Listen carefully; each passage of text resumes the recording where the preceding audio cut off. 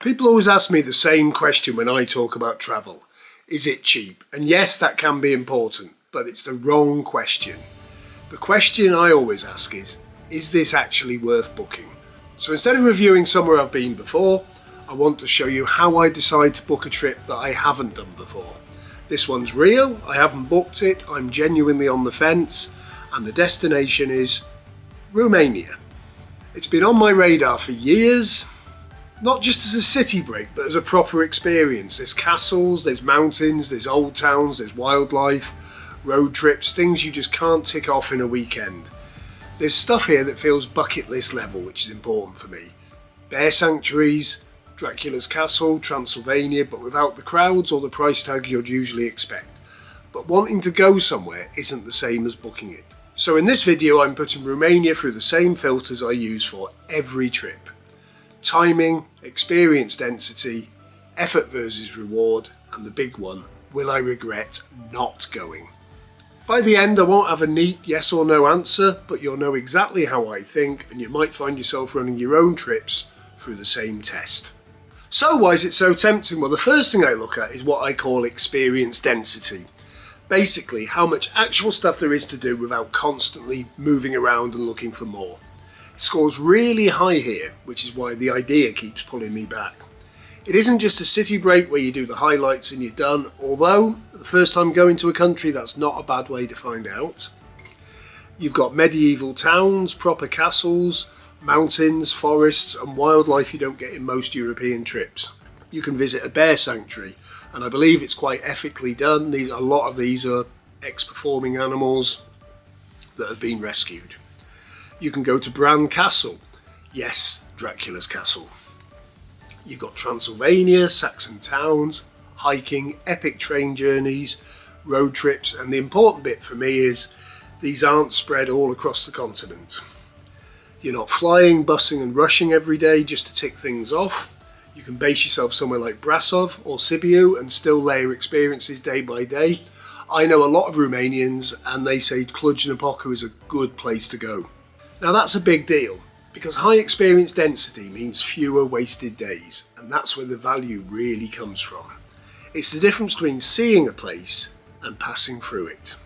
So on that test alone, Romania looks really strong, but experience density on paper isn't enough. The next question is whether or not the timing works. And before we dig into that, I'll say the main draw for me with Romania is A, I know loads of people from there, I'm dying to see where they live, and B, my daughter Suin loves wildlife and I think the bear sanctuary would be the highlight of any trip for her. Plus it's a country I haven't been to before and that's the main reason for going. The next filter is timing, and this is where Romania really starts to make sense for me. As a popular destination from the UK, if you're just going for a city break, there's some good deals all year round. But I'm thinking about September or October. Flights from London are cheap consistently through their months, especially compared to peak summer. You're past the school holiday madness, not into winter shutdown yet. There's your sweet spot. Temperatures are still good for walking, hiking and long days out. You're not melting in cities and you're not freezing in the mountains. And places like Transylvania actually look better then. Autumn colours, mist in the valleys, quieter towns, it feels more atmospheric. From a money point of view, this is when the airlines and the hotels, I've noticed lately that the hotels in Romania are sneaking up. They actually start behaving again. Lower demand means more seat dumping and more empty beds. Car hire drops, tours stop charging high season tax, and you can actually get on the more popular ones. This is a point where a trip like this stops feeling rushed. You're not competing with the crowds and you don't feel like you're wasting money by being in a queue or slowing down. So for me, September and October ticks every box: price, comfort and experience. So timing, Romania passes. Now comes the big question: do I build this as a DIY trip or does a package actually make more sense? Now, yeah, we've nailed the timing, but I think Romania is one of those places that even in the winter can be a lot of fun, especially in the cities. It's a very young city, Bucharest. At this point, I've got two very different trips in front of me. Both work, both are cheap, but they both scratch different itches. Option 1, the easy taster, Bucharest 3 nights. Flights are stupidly cheap, around £40 return if you hit it right. Hotels, you're looking at £30 a night for something clean, central and absolutely fine. Possibly less. That's based on 2 sharing. So before food, transport or activities, you're already travelling for less than most people spend on a night out. Bucharest gives you a lot very quickly. So that works out as £170 for 2 people. That's cheap enough, isn't it? So you've got big city energy, history, cafes, old town bars, slightly gritty Eastern European edge. I'm guessing it's going to be very similar to Sofia in Bulgaria, which I did a couple of years ago, or I hope it will be. It had that nice vibe about it. For a first trip, I'd probably book 1 organised day trip, depending on how many full days you've got there, but usually you end up with at least 2 full, if you time it right, you're going to get an afternoon, 2 full days and a day back. And I would be going for something like Dracula's Castle, Brasov or the mountains, or possibly even the Bear Sanctuary. They're all doable as a full day trip.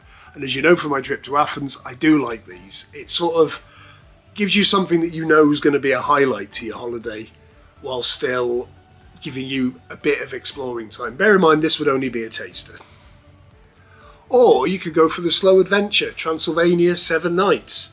It's a deeper version. I'd probably fly into Cluj-Napoca or Brasov and stay longer. Same cheap flights, about £40 return. Accommodation, easily £30 a night, almost definitely less if you're hitting the rural villages. And this is where I'd add a car hire. Nothing fancy, 20 to £30 a day, let's say 25, which is very doable when everything else is so cheap. That opens up castles, bear sanctuaries, mountain roads, villages you'd never reach otherwise. Then it becomes a proper road trip style adventure. And to be honest, if you do enjoy the guided tours, why not book one at the castle itself if you're going to one? You're just not paying for the bus. Boom, because you're taking a car. More effort, but way higher experience density. So you're still talking for 2 people, let's say £30 a night for hotels, that's 210. Add your £40 each for flights, you're still talking £300 for 2 people. For a 7-night adventure. Oh, sorry, throw the car in on top. That's another, call it 170. I think I've seen those prices at. You're still talking 470. You're talking £235 each for a car, your hotels and your flights for a week. It's a no-brainer. And I'm not even going to bother counting up the food because everyone tells me it is dirt cheap. If I'm being honest, if I do this, I will probably start with a 3-night Bucharest trip. It's a taster, it's light planning, one organised trip, see if I like the country. If it clicks, and I suspect it will, I'd go back and do the slower version properly, without having the pressure of doing the capital city as well within a week. You've done there, you've been to it. Obviously, if you do one of the day trips, you can maybe miss that out or explore it more in detail. That's how I travel now. Taste first, commit later. You'll see that with me Athens stuff. I love the city anyway, but I always try and do something new each time I go. Definitely going to do Athens for a week. And if you want one last value trip for it, sometimes booking the flight and the car together is definitely cheaper than booking separately through Expedia, or if you're feeling posh, British Airways. But even when it's not cheaper, you often get a full baggage allowance if you're taking the car as a package, so that's a win. That's why I'd always price it both ways. So when I step back and look at Romania using my usual filters, it scores ridiculously well. Timing, flights are the cheapest outside peak summer. September and October ideal. Still good weather, fewer crowds and prices drop hard. That's already a win. Experience density, very strong. This is a country where you can do a lot in a short time. Cities, castles, mountains, wildlife, food, city break. None of this feels like a filler. Even on a 3-night trip, you're not just ticking boxes, you're getting real experiences. Uniqueness, does it pass the bucket test? It isn't just another nice European city, which it is. Dracula's Castle, Transylvania, bear sanctuaries, medieval towns, these are things you can't casually replicate elsewhere. That matters to me. Effort versus reward, excellent. You don't need a complicated planning to get something memorable, a cheap flight, basic hotel, one organised trip and you're already winning. Low effort, high payoff. Regret chest. Now this is the biggie for me. And this is the real question I always ask myself. If I didn't go, would I regret it? And honestly, I think yes. It's been bubbling under the surface for some time, but there's always been something I fancy doing more. Just feels like one of these trips that people keep meaning to do and never quite get around to. I don't want it to become that for me. So does it pass this? So does Romania pass my is this holiday actually worth it test? Absolutely. Whether it's a cheap weekend taster or a slower road trip, it earns its place, and that's exactly how I decide where to go next. If you make a comment below, I'll actually plan this trip properly on camera with some proper options, some recommendations from a guy who's never been. I don't know how much value that holds. And then we'll see how it holds up in the real world, because planning is one thing, implementation is the other. So, I'm not sure how you're liking this new format where I'm talking about travel rather than actually travelling. It's something I'm trying out, mainly because I haven't got anything on my list yet. I have got a couple of plans for later in the year, but I haven't quite put them together. But they are going to be banging. So if you like what I do, please click like, comment, subscribe, and hit the notification bell, and you'll find out when I'm on next. And we'll see you next week.